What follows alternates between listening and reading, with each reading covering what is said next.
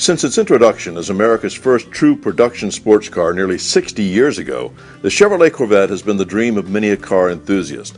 The 1953 model sold for a whopping $3,500. It came in one color, white, with a red leather interior and two options, a heater and an AM radio.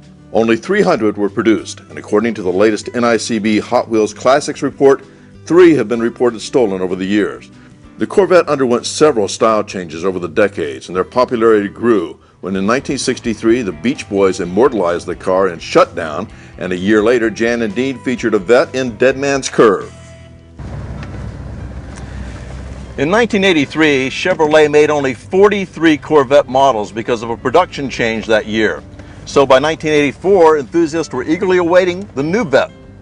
Well, they made a lot of them, they sold a lot of them, and thieves stole a lot of them.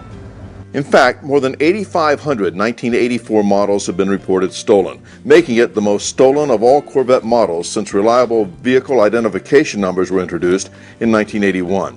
Thefts of these cars, which now start out at $50,000 and can top $120,000 with options, have dropped dramatically with improved security and technology, but the older models were anything but secure. This 1965 Sting Ray was stolen off the street in Nashville in 1970, just a few months after the owner had purchased it and a few weeks after his insurance policy had lapsed. But thanks in part to the National Insurance Crime Bureau, he was pleasantly surprised. 40 years later, he got a phone call from the local police department saying that the car had been recovered in Arizona, and that was in great shape, and said that it had exchanged some owner's hands. And thanks to the NICB, they entered that VIN number in and saw that it had been stolen at one point in time.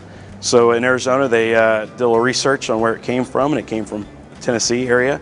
And he called the local authorities in Tennessee, and they pulled up the police report, were able to trace back the original owner, and called him up, and he was just blown away that they found the car. It had gone through many hands, from New Jersey to Florida, and it made its way out to Arizona. And then he got that phone call, and it was in better shape probably than when he had it. Well, this Corvette owner got lucky. The best advice is to make sure your Corvette is insured in the first place. With collector cars, you need to have them on an agreed value policy. When you insure a car at an agreed value, that's the price you're going to get paid versus on a standard insurance policy. Standard insurance will pay you what the book says it's worth.